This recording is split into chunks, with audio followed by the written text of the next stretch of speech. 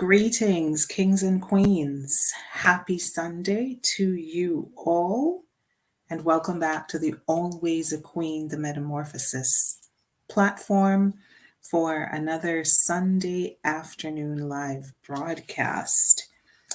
Thank you to those of you who are watching me live, and I want to also say thank you in advance to those persons who are going to be watching this broadcast later on after it has already been recorded and uploaded to the Always a Queen, the Metamorphosis platform.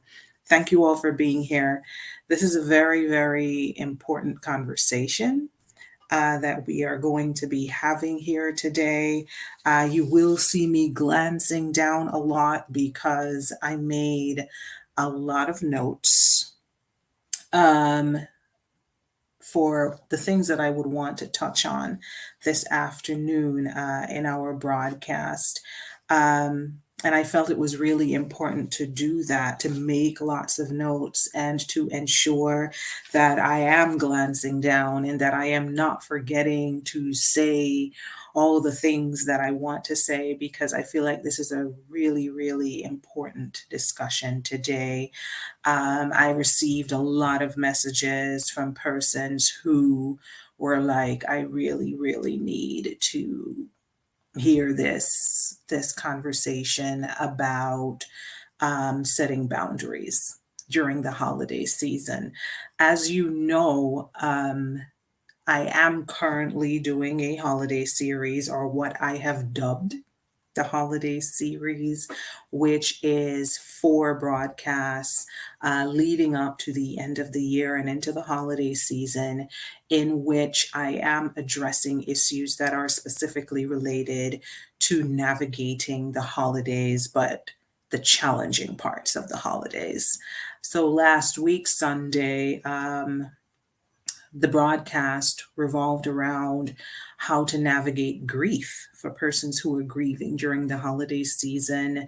And today I'm going to be talking about setting boundaries during the holiday season. Next week, we will be talking about seasonal depression, which is a really big deal for a lot of people, but we don't hear a lot of conversations happening about that.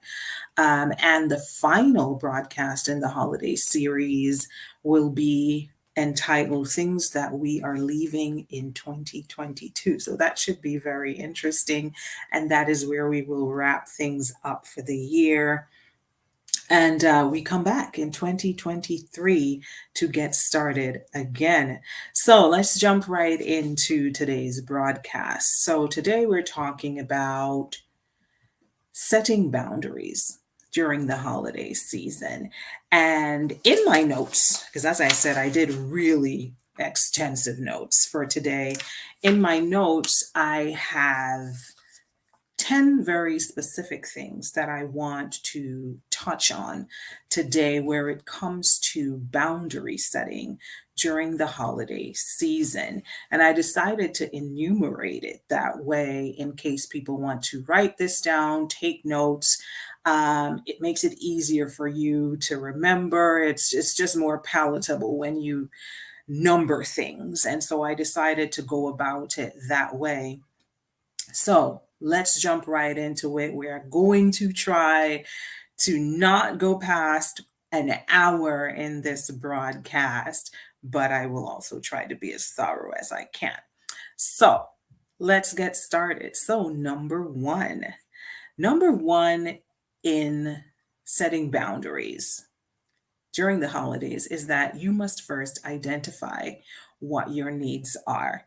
So, one of the biggest problems that people have where it comes to boundary setting is that they really don't know where the boundary needs to be set because they're unsure of what their own needs are. And I don't want anybody to feel bad when they hear me say that. This is very, very, very normal. Very normal.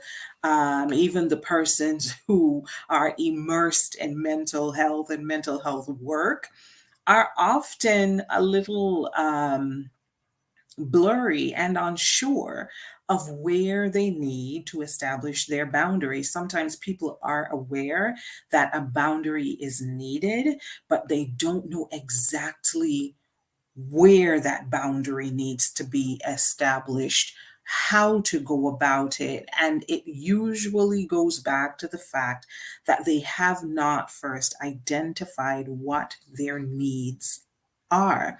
They can tell that there is some need because they feel uncomfortable, uneasy, maybe just they just like there's just a vibe that makes them feel off put when they are interacting with certain persons, but they cannot specifically tell you. If you ask them, this is the need I have that's not being met here, or this is the particular thing that is being violated here. Like, some people struggle to articulate that very clearly and specifically. And so that has to be the first step when one is trying to establish boundaries. You must be able to identify what your needs are, right? So when you think about getting together with your family during the upcoming holiday season, one good question to ask yourself is like, what comes to mind when I think about gathering for Christmas or New Year's or Boxing Day or whatever holiday it is that you and your family are going to be gathering to celebrate? Think about how you feel. Think about how your nervous system responds to the gatherings that you will be having with your family. Do you start to feel anxious about getting around family members? Are there very specific family members that cause you to feel anxiety? Is there a certain person that whenever you happen to be seated next to that person, or you have to talk to that person or interact with that person, you feel nervous, you feel agitated for whatever reason? These are questions that you would want to ask yourself. You want to start thinking about, why am I agitated by this person? What is it that that person says or does? Be very, very specific. Like, you need to actually take the time to sit with yourself and have this internal conversation with yourself. You could even decide to write it down if you want. It does not necessarily just have to be an internal conversation in your head. You can actually sit down with a journal and journal this out, and and actually write out what it is that I'm feeling whenever I interact with this person or persons. Identify what the emotion is that you're feeling. Identify what it is that that person is saying or doing that is causing you to feel that emotion. What is the trigger? What is it that is making you feel the way you feel? What's the words that the person is saying? What's the thing that the person does? And identify what it is that you need that person to do or stop doing, right? Once you are able to identify what exactly it is that you need, you've already jumped the first hurdle. That is the first step to being able to then go on to set some healthy boundaries with that individual or with those individuals, right? Right. So but so the first and the most important thing is to figure out, why is it that you feel stressed? What is it that you feel stressed out about whenever you have to go to this particular family member's house? What is it that they're saying or doing that is making this difficult for you? Identify what your needs are. And then that brings us to number two. Number two is that once you have identified those needs, then you have to determine what the boundaries are that you need to set in order to have your needs met. And I like to encourage people to decide on their boundaries in advance. Don't wait until it's like, okay, I have to go to this family gathering this afternoon or tonight.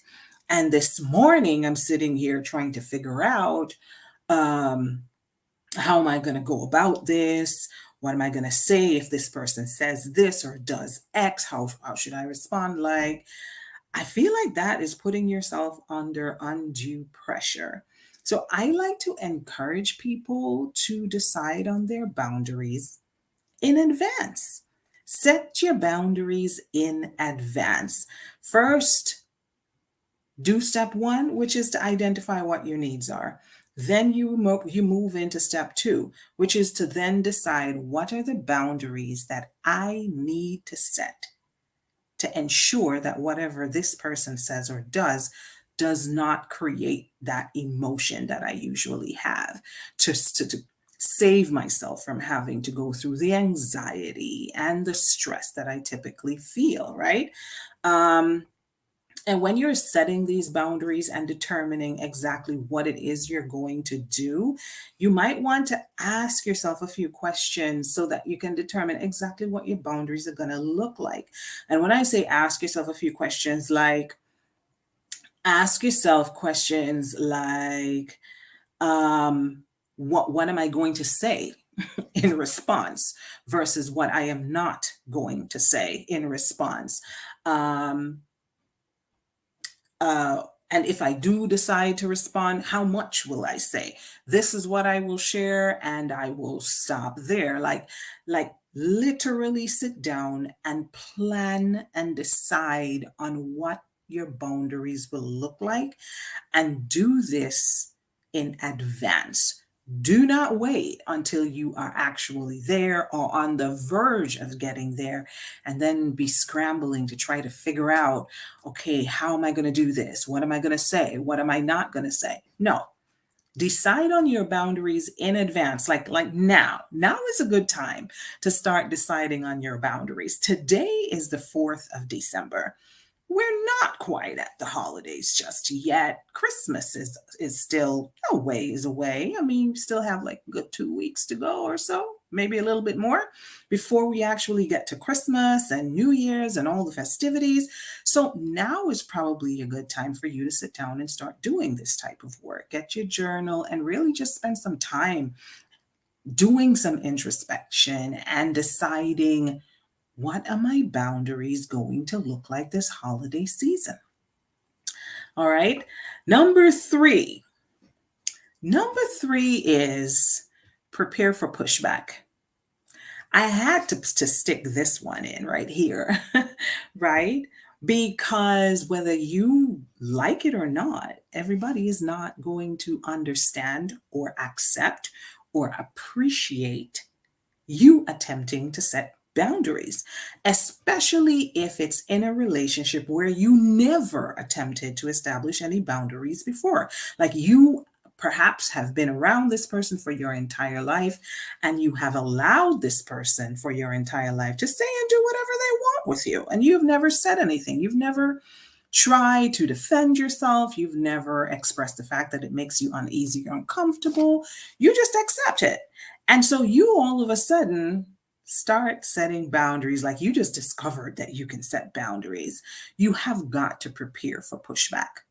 You must prepare for pushback. You know that this person is not just going to be like, okay, what just happened, because this you never said this or did this before, what is going on?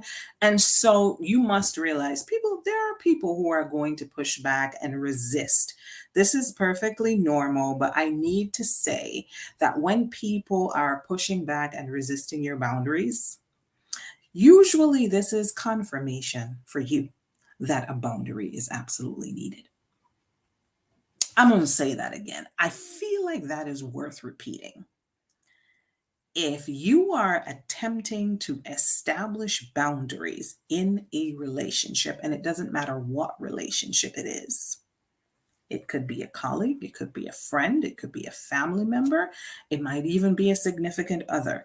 If you are attempting to establish a boundary in a relationship because there is something about that relationship that is making you uncomfortable, feel unsafe, or whatever it may be, and you attempt to establish a healthy boundary in that relationship so that you no longer feel unsafe, or you no longer feel uncomfortable, or you no longer feel anxious, and that person, instead of attempting to respect this boundary so that you can feel good in the relationship, They do the exact opposite and instead push back and resist and refuse to acknowledge or respect your boundary.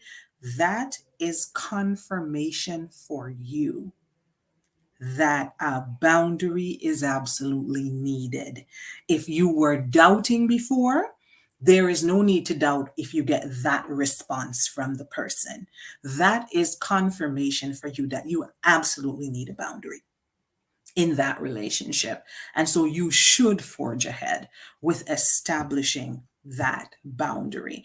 And the pushback that you get from the person might not look any one particular way. You might get pushback in a variety of ways. A person might decide that they don't want to talk to you anymore. And they just decide to ignore you altogether and stop talking to you. The person might decide to try to guilt you and make you feel bad for trying to protect yourself, because setting a boundary is you protecting yourself. That's an act of self care. You are taking care of yourself by setting a boundary. And people who try to guilt you for taking care of yourself are people that you absolutely need to set boundaries with, because that's not okay. Like, why would somebody guilt you for trying to take care of yourself? Like, people who love and care about you should encourage you to take care of yourself. So, this is one of the ways that somebody might try to push back. They try to guilt you and get you to change your mind by guilting you. They might try to tell you that you're unreasonable, you're too demanding, you're asking too much of people. These are the types of pushback that you might get from persons that you try to set boundaries with. Um, be prepared for it, basically, is what I'm saying. Be prepared for it. It's going to happen. Don't let it deter you. Don't let it make you feel as if there is something wrong with you, as if you are strange. You are not. You are engaging in an act of self care that is perfectly normal and that you do not need anyone's permission to engage in. Okay? All right. So, number 4, I feel like we're doing pretty well. We might actually be able to keep this at 1 hour today. So, number 4 is a tough one, I would say, um, because number 4 is you must clearly communicate your boundaries. You must. You have got to clearly communicate your boundaries. This, I'm saying, is a tough one because a lot of people struggle with this. A lot of people struggle with this. Um, People want to establish boundaries, but they struggle to be clear and specific when they are talking to their family members and their loved ones about their boundaries. Like, they're literally in fear. They don't know how to communicate the boundary that they're trying to set.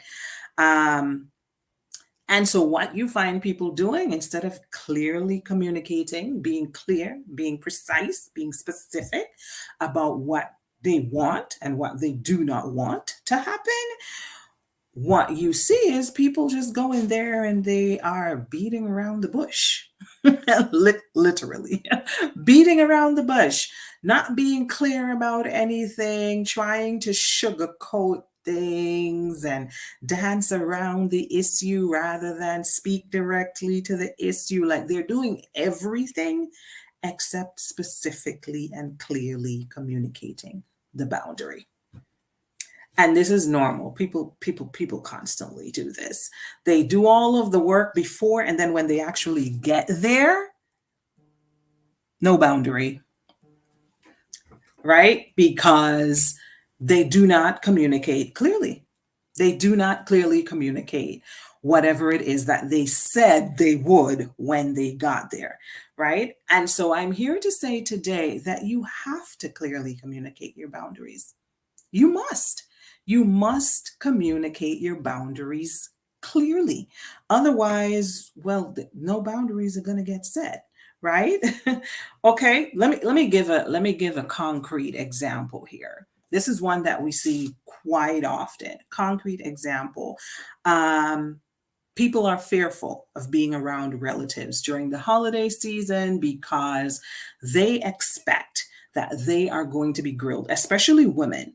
They expect that they are going to be grilled about who they're dating, whether or not they have a partner, and if they don't have a partner, why, or when are you getting married, or if you're already married, why aren't you pregnant yet? When are you going to have children? Or maybe you already have a child, and so you're going to get grilled about when you're going to have another one to give that one a little brother or sister. And so these are conversations that most people, I think most people, dread for the holiday season.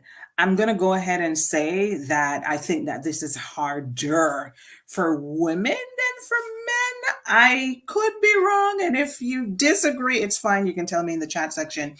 But I feel like to some extent, this is a little more difficult for women. I feel like women feel like they get hit with this kind of pressure during family gatherings more than most people.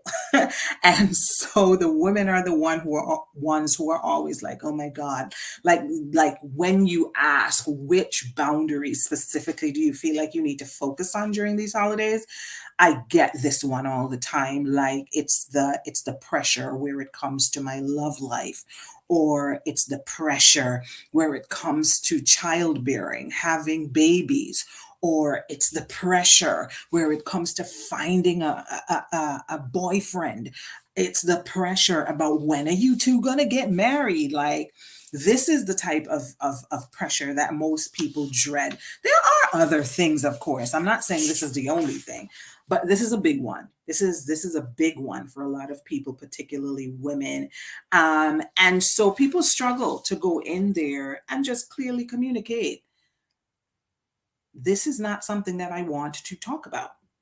But what I'm saying is that more often than not, unless you communicate clearly what it is that you are trying to establish as a boundary, no boundary gets established. This is just a reality. And so, for example, if you do not want to have conversations about your love life with your family members, you have to tell them directly. You can't go in there and beat around the bush. Try to sugarcoat things.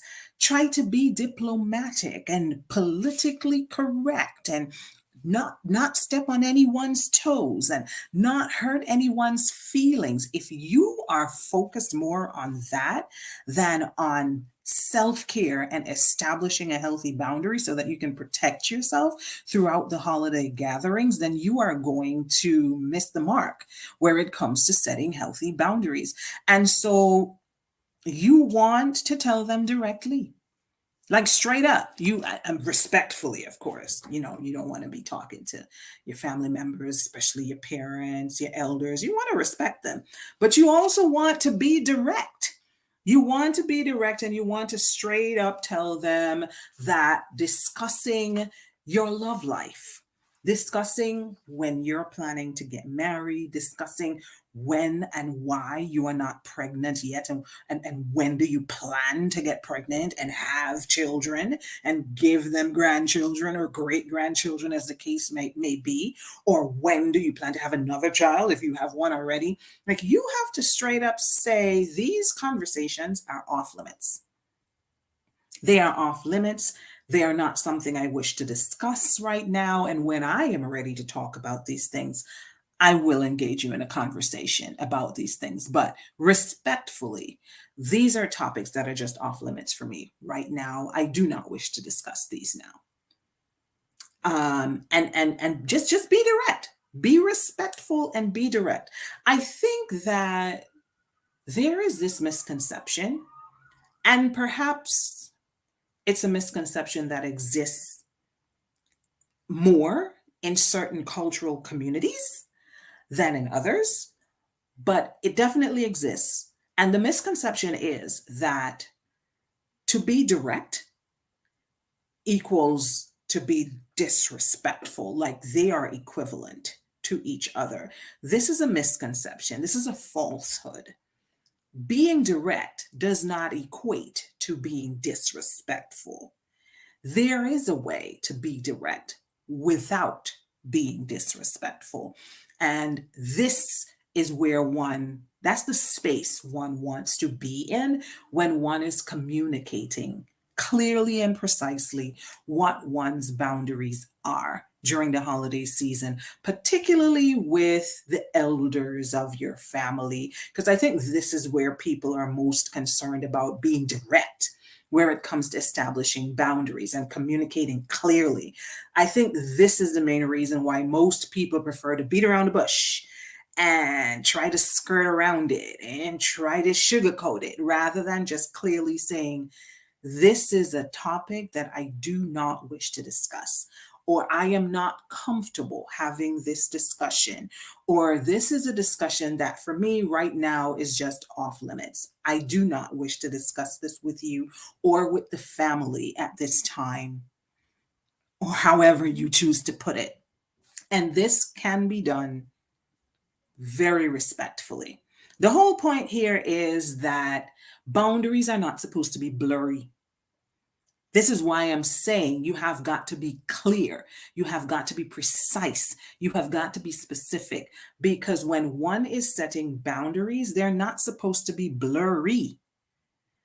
Otherwise, you kind of miss the mark, and it lowers the chances that people are actually going to acknowledge and respect that boundary, because they're really not clear as to what the boundary is or where it is, because you did not clearly articulate it. And so this is really important. It's hard to do, but it's important, which is why I'm stressing on this. And so your boundaries really are supposed to be as black and white as possible. Like there isn't supposed to be a blurry gray area in the middle there that nobody can figure out. Otherwise, how will you get people to acknowledge and respect your boundary if they're confused as to what this boundary is even about, or how you expect them to acknowledge it, or what you want them to do or not do? Like, you have got to be clear. You have to be very specific. Don't do the whole beating around the bush. Be direct, be respectful, but be direct, and state exactly what it is that you need from that family member or those family members. Your boundary should be clearly black and white, people. Clear. This makes it easier for those people who you are communicating this to understand and to therefore respect the boundary that you are trying to establish. And that's the goal. That's the goal. Even if they don't like it, it is clear to them, they understand it, and they are more likely to respect it. And it's okay if they don't like it. The goal isn't to get them to like the boundary. The goal is to get them to respect the boundary. Whether they like it or not is really not your problem to deal with. That's not your responsibility. Your responsibility is to establish your boundary as an act of care for yourself. That's your responsibility. That's where it begins. That's where it ends. The fact that other people are like, I don't know why she feels like she needs to be like this. I don't know why she doesn't want to talk about X or talk about Y. She used to be fine with it before. Why is she all of a sudden saying she doesn't want to discuss it? Like, it's okay if they do not understand. That's fine. They don't need to. They just need to respect the boundary. That's all. If they don't understand, that is okay. You have the right. You have the right to set healthy boundaries in your life. It is your right. It is an act of self care. You do not need permission to do this. It is your right. And so communicate your needs clearly. Don't feel pressured. Don't feel guilty. Clearly outline what it is that you need from the people in your life, in your family, your loved ones, whoever they may be, and move forward. Okay? Now, let's move on to number 5. We spent a lot of time on that one. Let's move to number 5. For persons who are just popping on, because I'm seeing some people just joining us now. I'm seeing some people who are just popping in, watching live. I am here just talking about setting boundaries during the holiday season. Okay. Which is something that most of us have struggled with at some point and still struggle with. So, I am giving 10 pointers on how to go about setting some healthy boundaries during the holiday season that is upon us, literally right around the corner. So we are on to number 5. And if you have missed the first 4 points, that's okay. This live is being recorded. It is going to be uploaded to the Always a Queen, the Metamorphosis platform. You'll be able to find it on Twitter, on Facebook, and on YouTube so you can rewatch it. So don't worry if you missed the first part of the program. It's okay. We've got it all recorded. All right. So, number 5. Number 5 is say yes only to the events that you really want to attend. Let me say that again.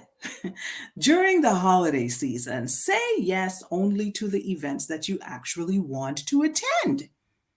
How many times have we found ourselves during the holidays, or at any time during the year for that matter, saying yes when somebody has invited us somewhere when we know, not we're not iffy about it. Like we know for sure that we are not gonna go. Mm-mm. Even I'm guilty of that. You know what? I've done that. Confession. Confession is good for the soul. Even I have done this. Don't do this, people. Don't do this. Say yes only to the events that you truly want to attend.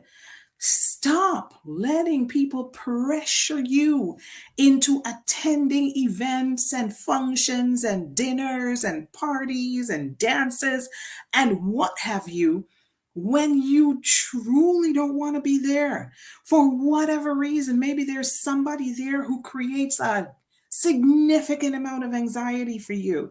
Maybe there is somebody there who makes you very nervous. Maybe there is somebody there who always says or does inappropriate things that make you uncomfortable. Maybe you just don't like the energy in that person's house for some reason. And sometimes your nervous system just responds a certain way to people because their energy just does not match with yours. You are not a vibrational match. The conversations they want to have are not conversations you're interested in. You are just miles apart where it comes to your emotional and your psychological maturity. Whatever the reason is, you don't want to go. You just don't want to go. And you know that you don't want to go. But instead of saying no, you're like, yeah, of course I'm gonna be there. Yeah, I'll see you. And in the back of your mind, you're like, I am so not going. Mm-mm. Or you might be one of those people who feels really obligated. And once you've said yes, you're like, oh, but I told them I was coming. So now I'm going to have to show my face. And so you get up and dress up and you go there and you are cringy and uncomfortable and loaded with anxiety for the entire time. Don't do this to yourself. Can we stop? Can we stop doing this in this holiday season? Let's not do this anymore. Can we just stop doing this?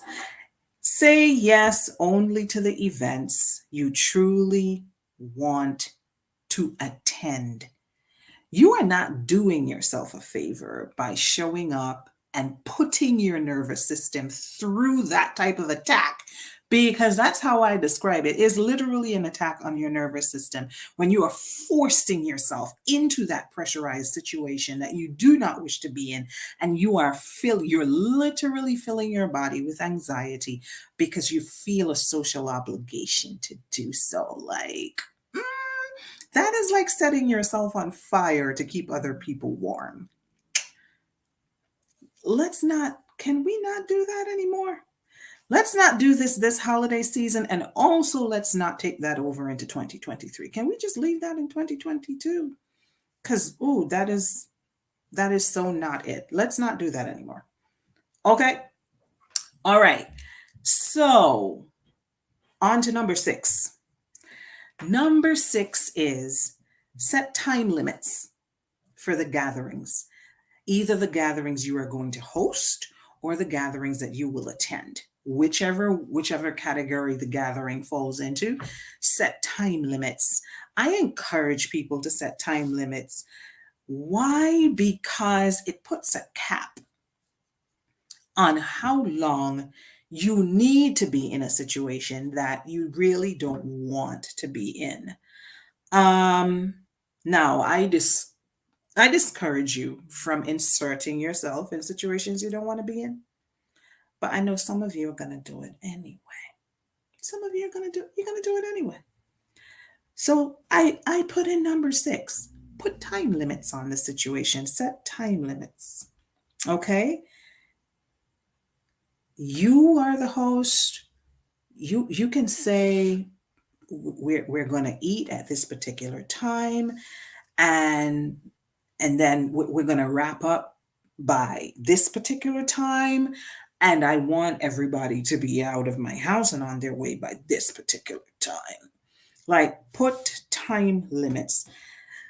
Set a schedule and let the family know ahead of time. Don't wait until people get there.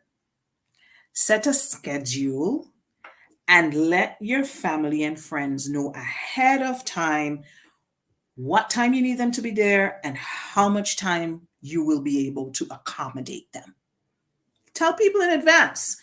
And you can say that like, I have another commitment at X time or X hour, and so we're going to have to wrap up by this time.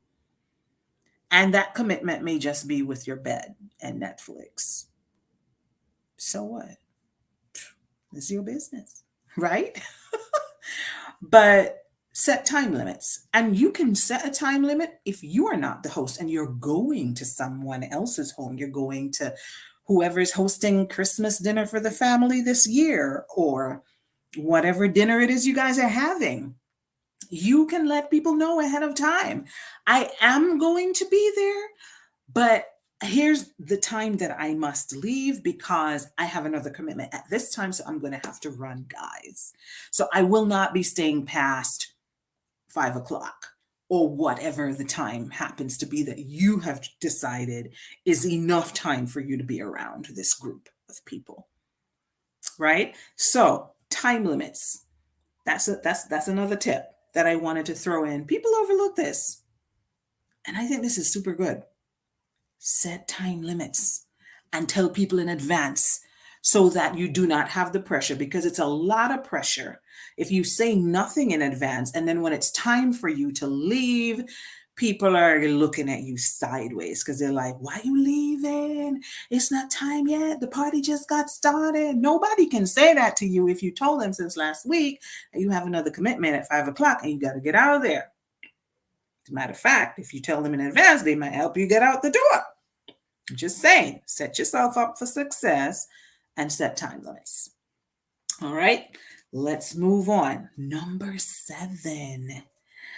Oh, I like number 7 a lot. Number 7 is learn to just say no. Sometimes people are trying to set boundaries, and instead of just getting to the point and saying whatever it is, they are just explaining and explaining and explaining and over explaining and over explaining, and it's an overkill. I want you to know that the word no, as in N-O, the word no is a complete statement. I'm going to say that again. I feel like somebody needs to hear this a second time. The word no, N-O, is a complete statement. You can put a full stop after it. Period. No. It's a complete statement. Do you want it? No. No is a complete statement. You have absolutely no requirement to explain and explain and explain and explain and explain some more after you have said no. If you are extending someone the courtesy of following it with an explanation, well, that's fine. I will leave that up to you to decide. You can do that. Most of us do that. But let's just establish that you don't have to do that and that the word no is a response. It's a response. No is a response. No is a complete statement. I see Heather saying, it took me so long to learn that no is a complete sentence. Heather, you are not alone. You're not alone, sis. We have all been there. You're preaching to the choir because we have been there. But we are happy that we are no longer in that space. No is a complete statement. Kings and queens, it's a complete statement. Anything that follows that is a courtesy that you are paying. And sometimes you do want to be courteous. I'm not saying that you should not be, depending on who you are talking to. Sometimes, yeah, go ahead and offer the person the courtesy of an explanation after the no. I have no problem with that. Like I said, it depends on who you're talking to. Sometimes it's appropriate to follow it up with a courteous explanation of why you said no. But there are moments when it is not necessary, and we feel like it is always necessary. And so, what do people do? They're always over explaining, over explaining, over explaining, way past what is required. They're just explaining, explaining, explaining, explaining to people why they have made the decision to say no. I mean, just say no and keep it pushing. And let me talk about over explaining.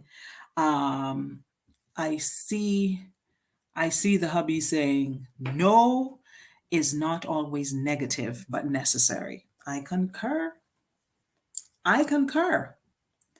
So let's talk. Let me just take just a minute to talk about over explaining. That's not the topic of today's discussion. We're talking about boundary setting in the holidays, but I have got to pause and just say a couple things about over explaining because this is a problem for a lot of people. Why do people feel the need to over explain themselves? Somebody is doing or saying something that is making you uncomfortable or nervous or anxious. This person is making you feel uncomfortable and unsafe.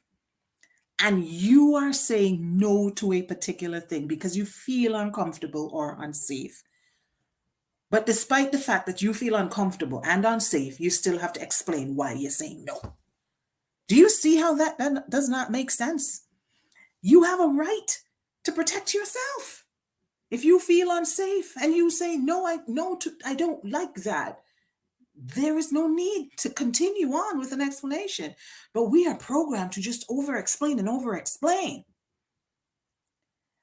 So the question is, why do people feel the need to over explain? Why do we do this? Why do we over explain so much?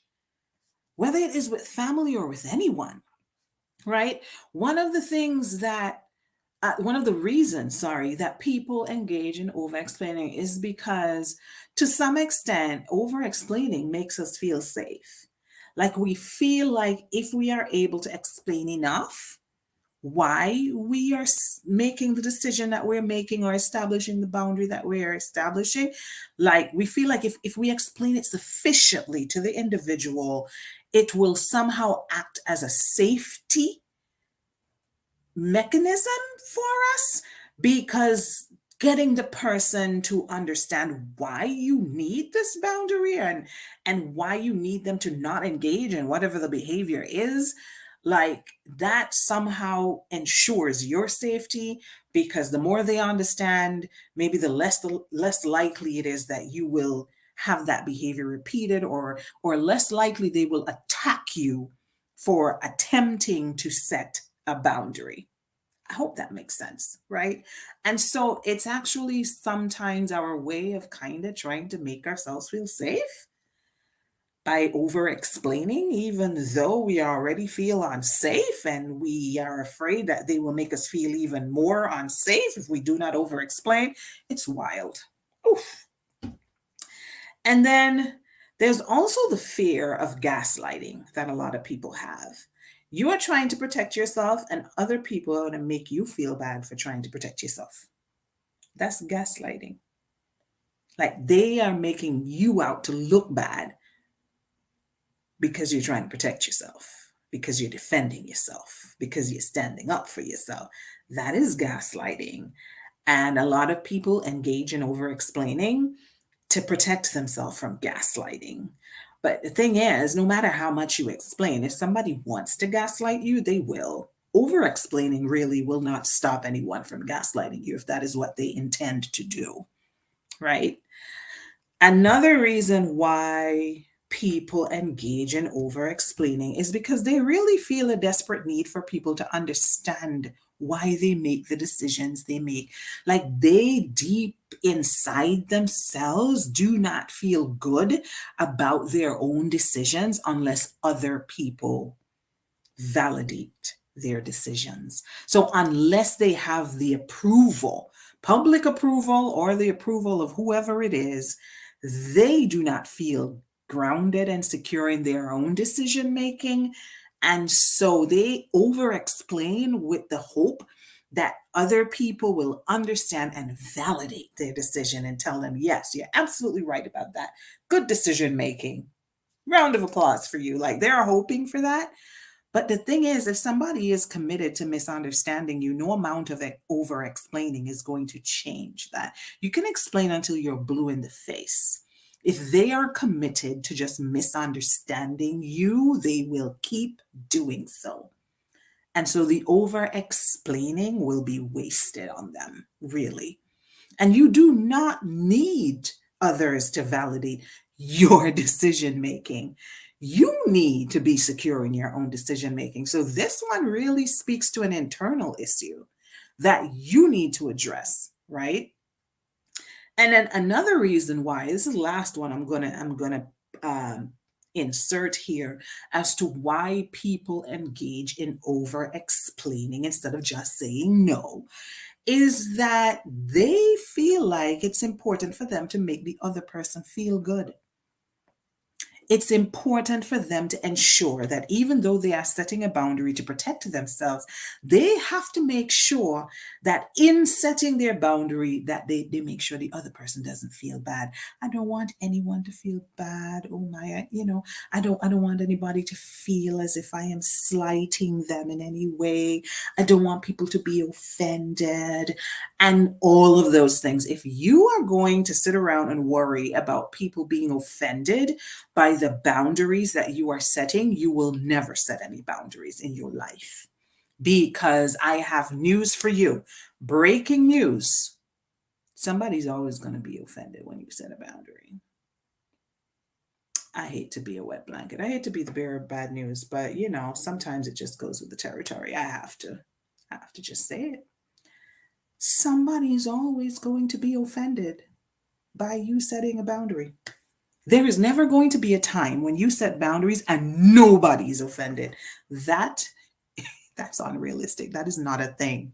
Somebody is always going to be offended by your boundary setting. There's always going to be somebody who doesn't like it. If everybody likes it, as a matter of fact, I'm going to go ahead and say that something's weird about that. Mhm. Yeah.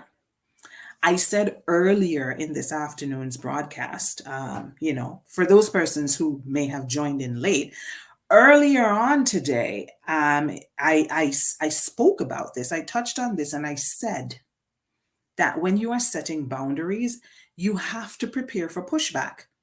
Anyone who is engaged in the process of boundary setting must prepare for pushback. That's a part of the process. Expect that people are going to push back. And I also went on to say that if you are attempting to set a healthy boundary in a relationship with someone, and that person is pushing back against your boundary, that is confirmation for you that a boundary absolutely is needed. If that person is causing you to feel violated in that relationship in whatever way, and you attempt to establish a healthy boundary and that person is pushing back, it is confirmation that a boundary is needed.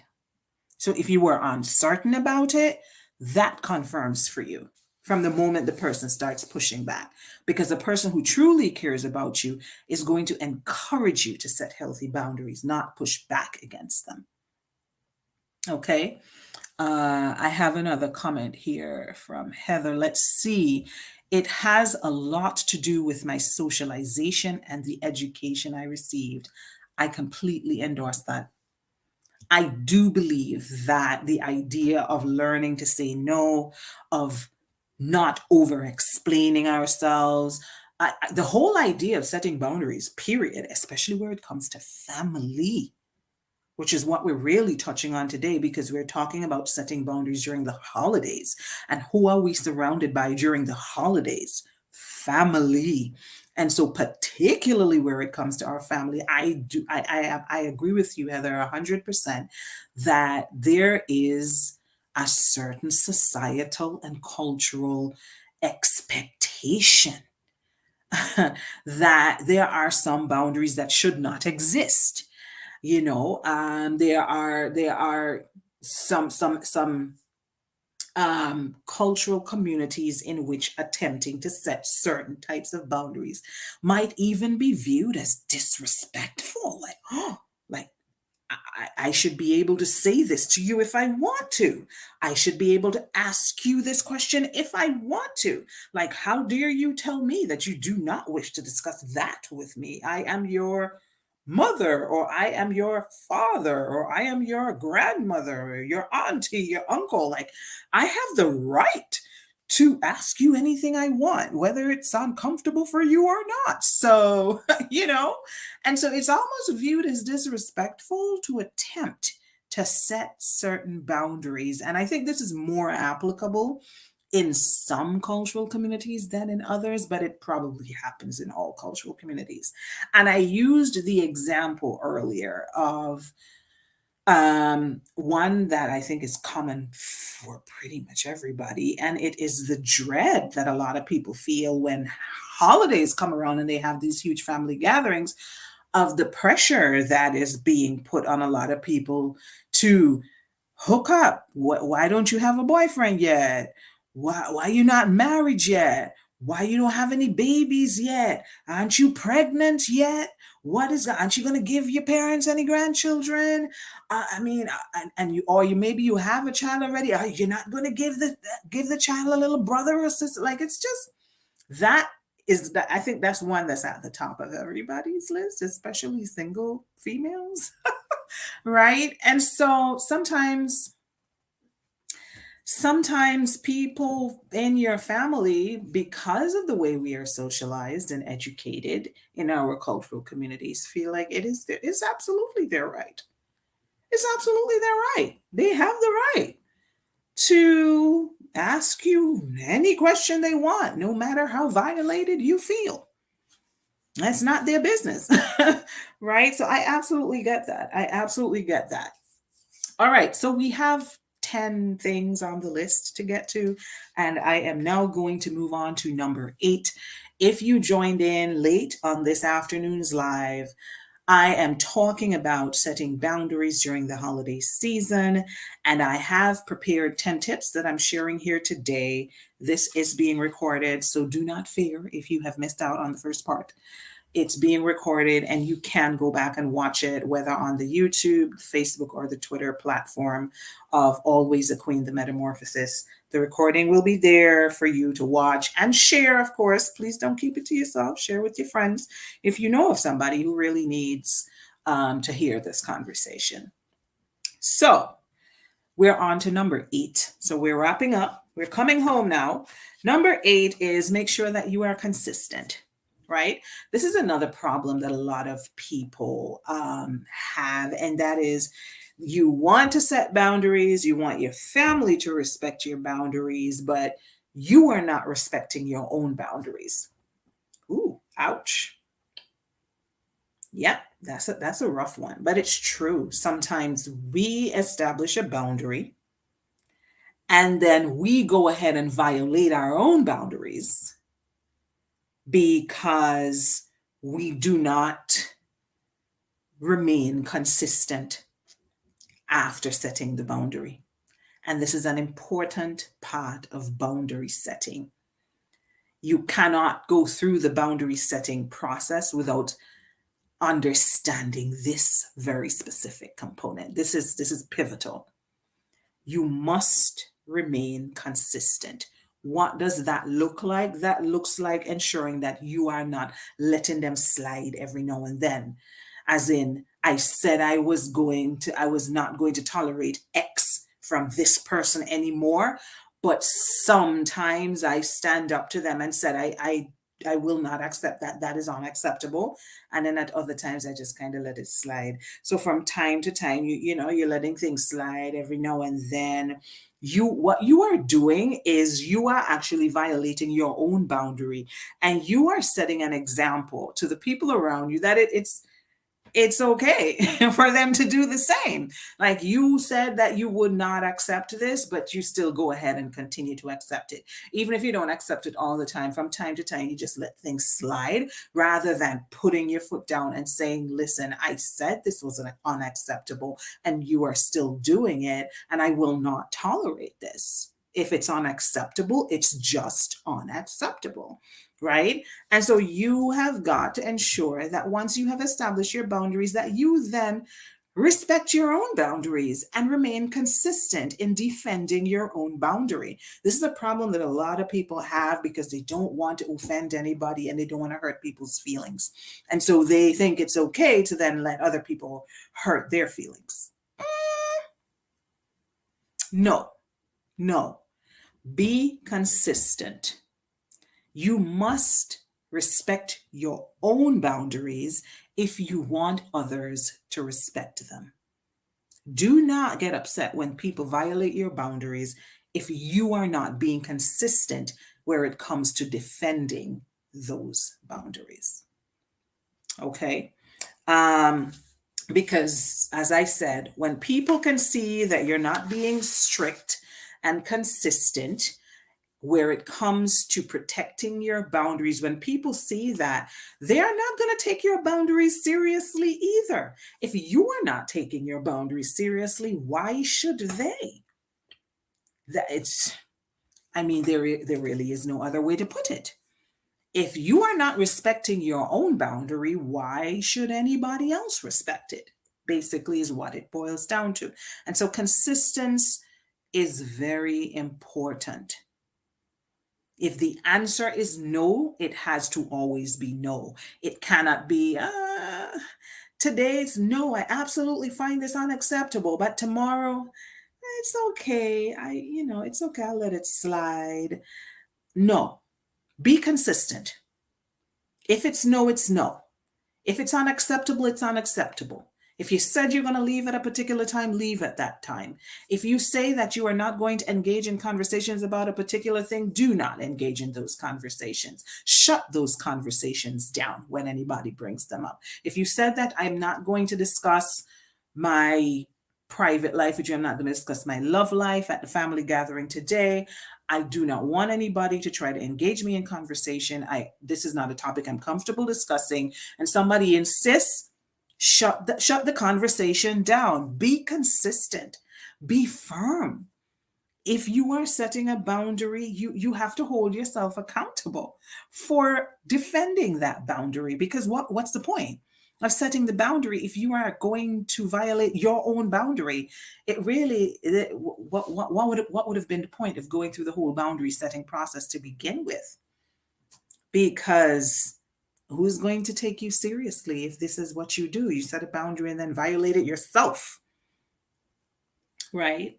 So there's that. Let's move on to number 9. Let me pause and pull up this comment from Beverly. Beverly says, true, we pick and choose where it should be applied. That is a fact, Beverly. That is an absolute fact. We do that. And really, we are not helping ourselves when we do that at all. At all. Oh, I love this comment from Sheila. Consistency is a process. It takes courage and strength, but I got there. It's taken many years, but I got there. Thank you so much for sharing that with us, Sheila. I love that. I love that comment. Yes, this is growth and this is humanity. It's a process. It's a process. Don't think that you're just going to snap your fingers and by magic things just happen.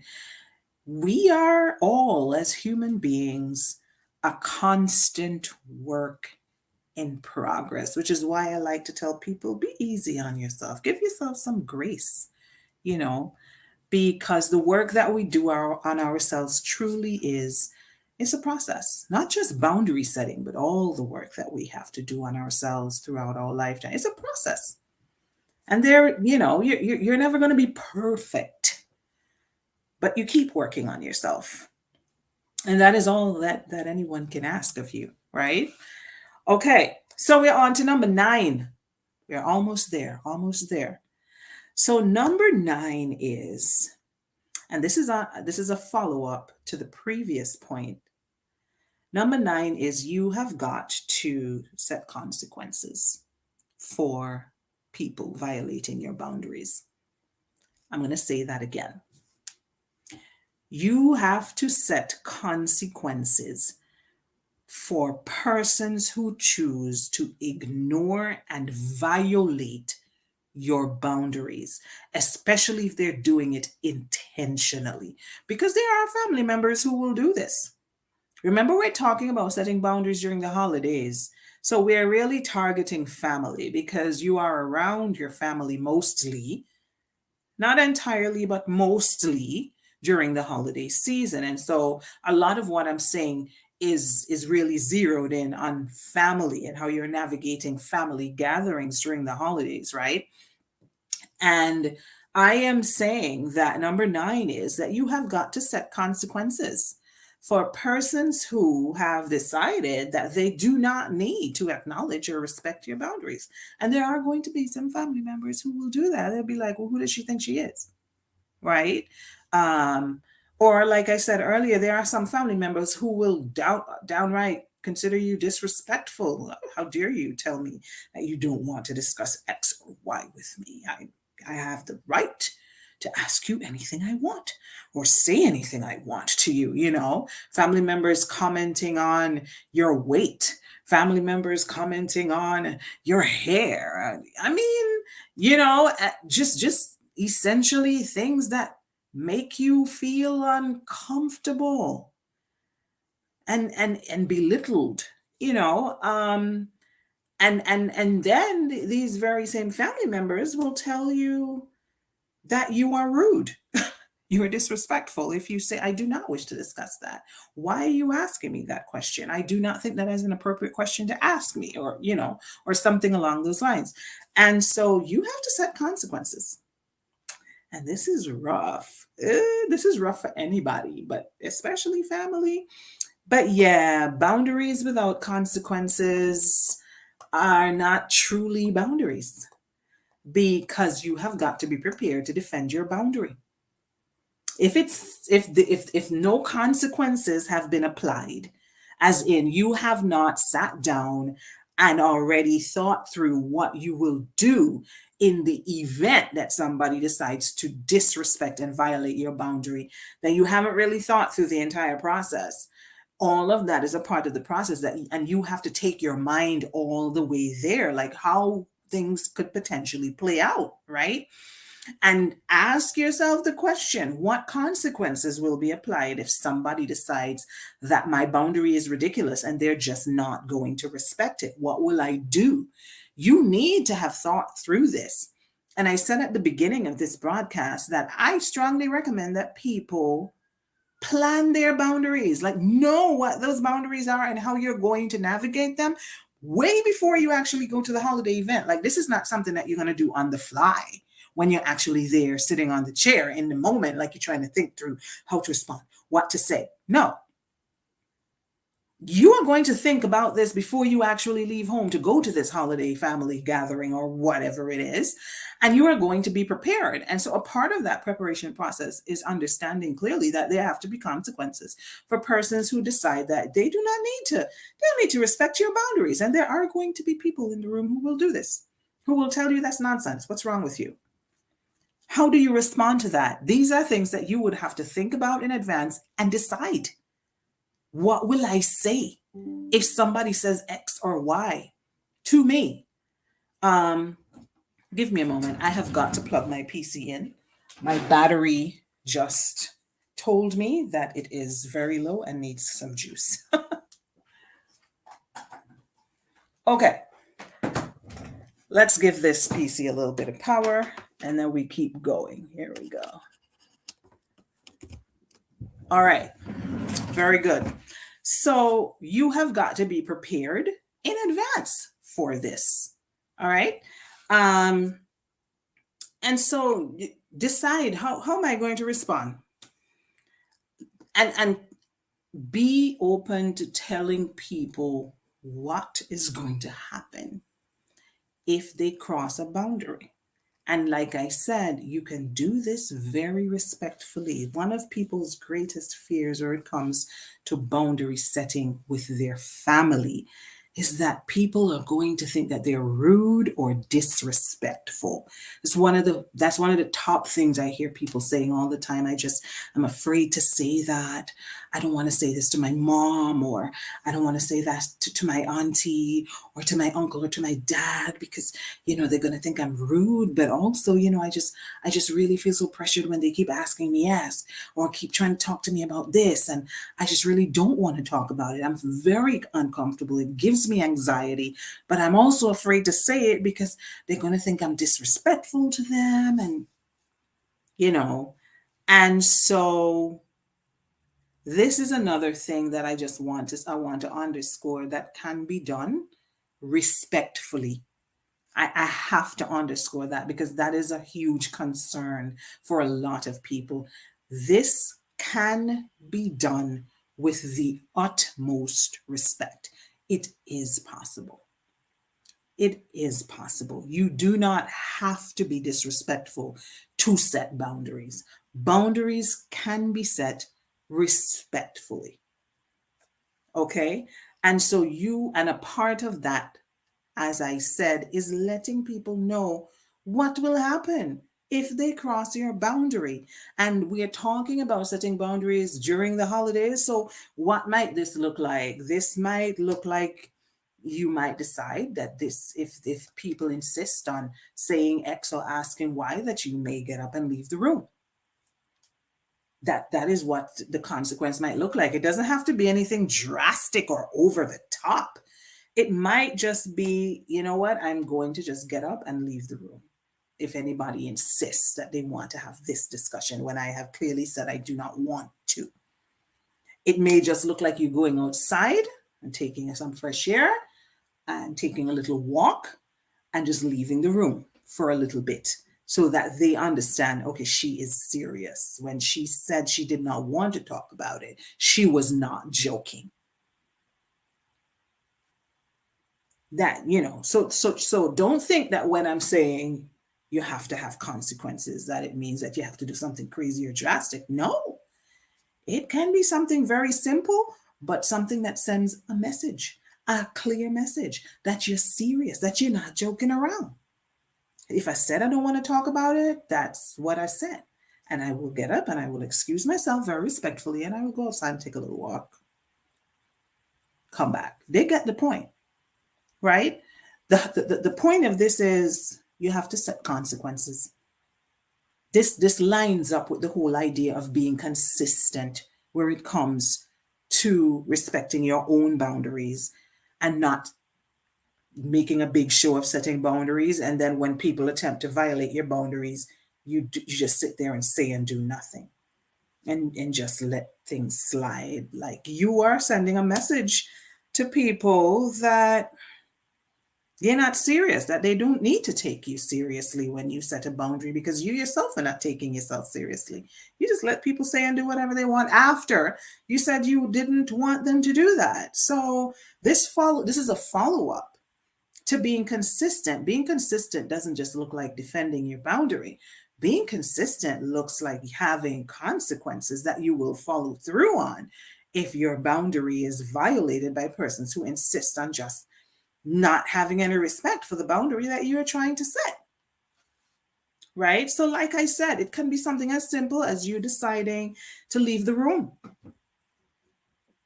That might be the consequence. You insist on engaging me in a conversation that I clearly stated I do not wish to have. I will excuse myself very respectfully and I'll just leave the room. This lets people know that you're serious. You don't have to do drastic, crazy things to send a serious message to people.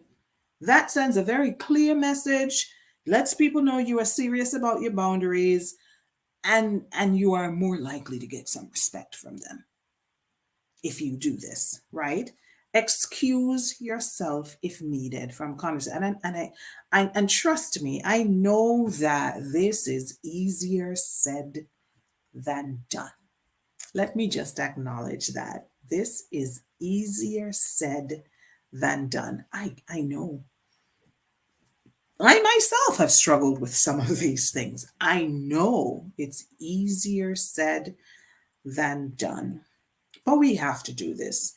This is quite literally an act of self care, and we have to do this. Okay? Excuse yourself if needed. And I would hope that you never have to do this. Like, the hope is that one would never have to get up and walk out of the room during a holiday family gathering. Like, one would hope that it never comes to that, because who wants to deal with that during the holidays? The holidays are supposed to be a happy, celebratory season where you are around those you love and care about and just having a wonderful time. And so one would hope that it never comes to that, that it never happens where you have to be getting up and walking out of a room because people are violating your boundaries. We hope that. But if you do set clear boundaries and people are clear as to what you will and will not accept, and they insist on doing it anyway, then yeah, by all means, don't be afraid to excuse yourself.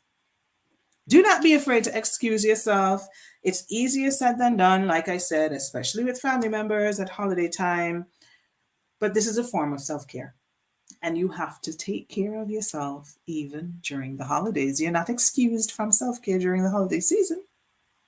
Self care is 365. Okay. And so this is a form of self care, right? If you have to leave altogether, let me just add that because I'm talking about just leaving the room for a while. Sometimes, if it's serious enough, you might have to leave altogether. You might not just be leaving the room. For some people, it might be serious enough that they feel like this isn't I'm just going to leave the room for a while kind of situation. This is, I need to just go home. I need to leave the event altogether. And like I said, we would hope that you never have to go this far to get your own family members to understand, accept, and respect your boundaries.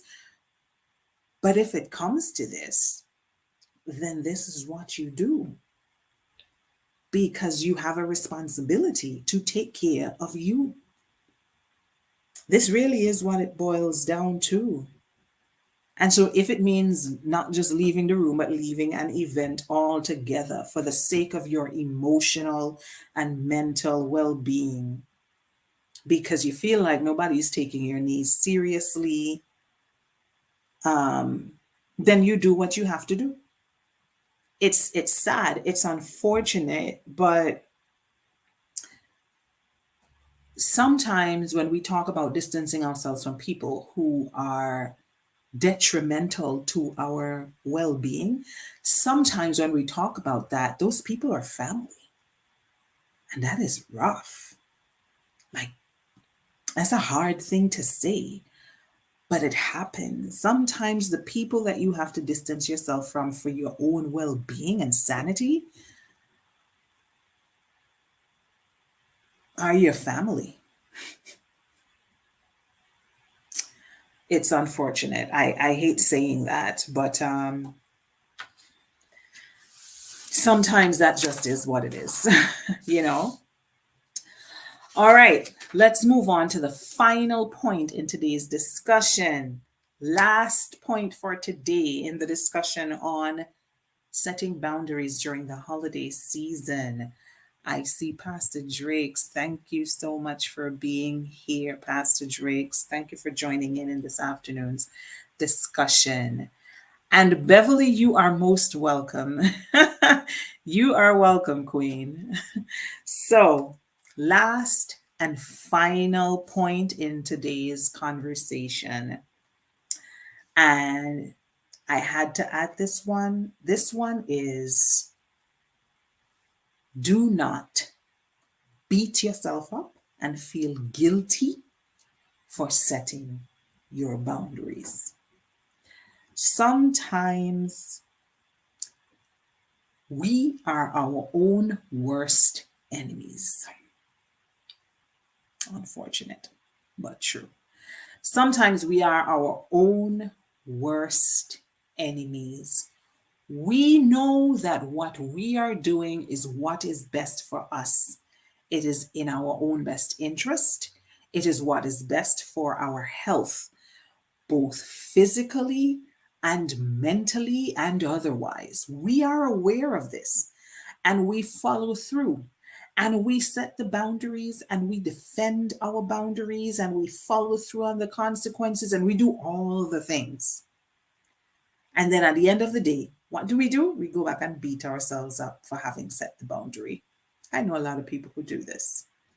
They don't wait for other people to beat them up. They beat themselves up and guilt themselves because they set a boundary and they're just like, oh, yeah, I did set the boundary, but now I'm feeling so bad now because so and so felt bad, and I didn't want anyone to feel bad, and I didn't want anyone to feel a type of way, and I'm so concerned that I offended everyone,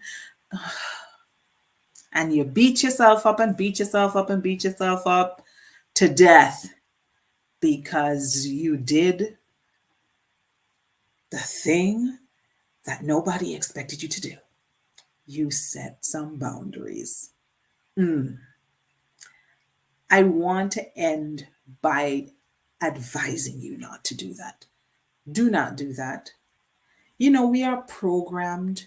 We have a programming that is installed in us from childhood.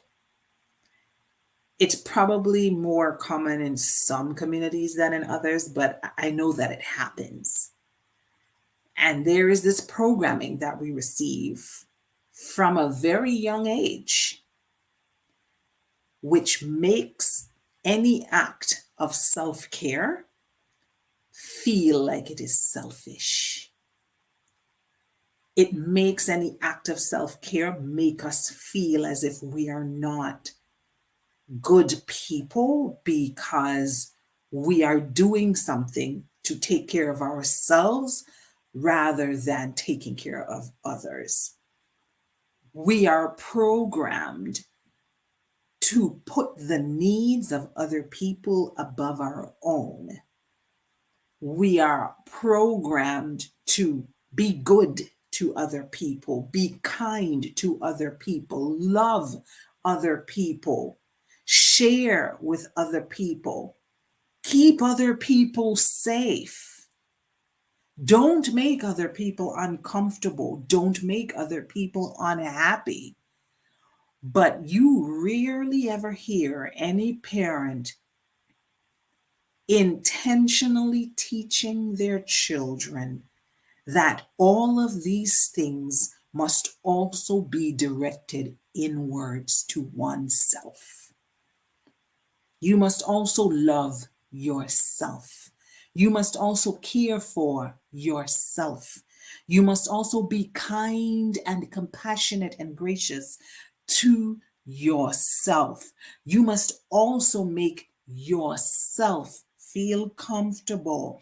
You must also give yourself the things that you need. You must also do what is required to protect yourself. I don't know that our children are really getting this type of programming, and it is making us dysfunctional adults.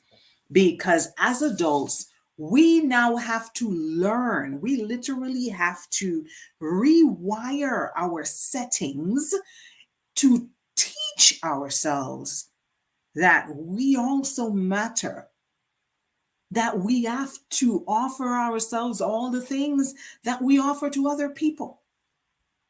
It is wild to think that this is the case, but it actually is. As adults, we literally spend our lives unlearning and relearning a lot of dysfunctional and toxic programming that we received. And this is not me hitting on parents or anything. Parents do their best based on what they were taught, and if that is how they were programmed, then clearly they will also program their children that way. And so we can't beat up on our parents. They did the best with what they had. But when you know better, you do better. Isn't that how it goes? And so, as you work on yourself and you do the rewiring and the reprogramming of your own mind over time, you ensure that you are changing the generations that will come from you in the future, right? And so that means that the work that you are doing is even more important. This is quite literally sacred work because it's not just for you, it is for all the generations that will come from you. That's when you think about that, you realize how important, how significant the work that you do on yourself is. Like, this is serious, it's sacred work. So let's take it seriously, right? Okay. All right. This is where I am going to leave it for today. So much for wanting today's broadcast to only go for 1 hour. We've now been here for an hour and a half. These things happen. I had to make sure I got all of this information in. Thank you so much to those of you who have been here watching and listening live. And also, as I said, I thank you in advance to those persons who are going to be watching this recording later on, because I know a lot of people are going to pull this up and watch it later over the course of the next few months, weeks, maybe years. And so thank you also for being here and for supporting the Always a Queen, the Metamorphosis platform. I truly appreciate you. The platform would not be here if it were not for the followers. So thank you all so much for being here. Thank you for those of you who have been interacting with me in the chat section. I appreciate all of you. And I encourage you, if you know someone who you think really needs this message, share this recording with them. You can go to the YouTube page, the Twitter page, or the Facebook page and share this recording with as many people. You are free to share it as many times as you wish. There is no limit on how many times you can share the recordings or download them. So please do so and share these lives with your friends and family. if you know people who really need these messages. Don't keep it to yourself. You can't keep all the goods to yourself. You have to share the wealth, right? So you are welcome to do this. And of course, I invite you to be back here with me next week, Sunday. Next Sunday, we are going to have the third installment of the holiday series. I'm currently doing a 4-part holiday series, tackling topics that are pertinent to the holiday season, just like today. Last week, we spoke about grief during the holidays. Today, we were talking about setting boundaries during the holidays. Next week, I will be talking about seasonal depression. Which is depression that typically occurs during the winter season, the fall and the winter season, and and is typically hitting during the holidays. And so that is what we will be talking about next week. And that's going to be a really important discussion. If you know somebody who deals with seasonal depression, invite them to log on for next week's live broadcast. It will be very, very interesting and very informative. But in the meantime, we are going to leave it here for today. We're going to wrap things up. Thank you once again for being here. I leave you all with love and light. And remember to be a beautiful week. Bye, everyone.